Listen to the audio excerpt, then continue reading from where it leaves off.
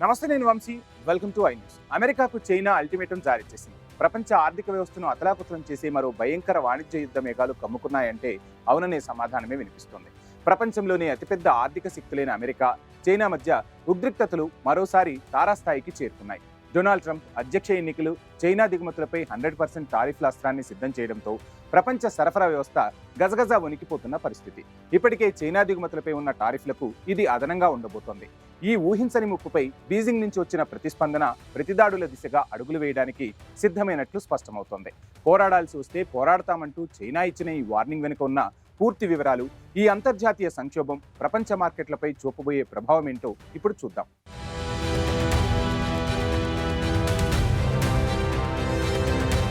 Donald Trump చేస్తున్న వాణిజ్య యుద్ధ ప్రకటనలు ఇప్పుడు చైనా నుంచి తీవ్ర ప్రతిఘటనలు ఎదుర్కొంటున్నాయి. అధ్యక్షుడు ట్రంప్ గనక చైనా దిగుమతులపై అదనంగా 100% టారిఫ్లు విధిస్తే పరిణామాలు ఊహించలేనంత దారుణంగా ఉంటాయని అంతర్జాతీయ వాణిజ్య నిపుణులు హెచ్చరిస్తున్నారు. ఈ టారిఫ్ ముప్పుపై చైనా అత్యంత కఠినమైన సందేశాన్ని వాషింగ్టన్కు పంపింది. చైనా ఉన్నత స్థాయి అధికారి స్పష్టంగా పేర్కొంటూ అమెరికా ఈ టారిఫ్లపై పట్టువేయకపోతే చైనా తగిన పద్ధతిలో ప్రతిస్పందిస్తుంది అని తెలిపారు. అంతటితో ఆగకుండా అమెరికా తమ తప్పులను సరిదిద్దుకోవాలని డిమాండ్ చేశారు. ఒకవేళ అమెరికా వెనక్కి తగ్గకపోతే చైనా తమ దేశ ప్రయోజనాలు, హక్కులను పరిరక్షించుకోవడానికి తప్పనిసరి చర్యలు తీసుకోవాల్సి వస్తుందని తీవ్ర హెచ్చరిక చేశారు. కేవలం హెచ్చరికలే కాదు, తమ వైఖరిని బీజింగ్ స్పష్టంగా వివరించింది.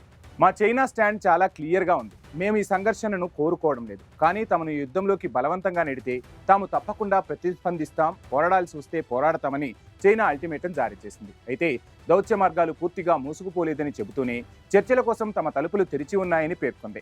సహకారం ఇరుపక్షాలకు లాభదాయకం, కానీ ఘర్షణ అందరినీ దెబ్బతీస్తుంది అని నొక్కి చెప్పింది.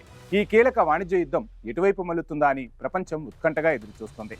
ఒకవైపు శాంతి చర్చలకు సిద్ధం, మరోవైపు పోరాటానికి సన్నద్ధమంటూ చైనా తమ వైఖరిని స్పష్టం చేసింది. ట్రంప్ విధించే ఈ కొత్త టారిఫ్లు కేవలం వాణిజ్య సమస్యగా మిగలవు. ఇది చైనా నుంచి వచ్చే ఎలక్ట్రానిక్స్, సౌర ఫలకాలు, ఇతర దిగుమతుల ధరలను అమాంతంగా పెంచి నేరుగా అమెరికన్ వినియోగదారుల ప్రపంచ మార్కెట్లపై భారాన్ని మోపేలా చేస్తాయి.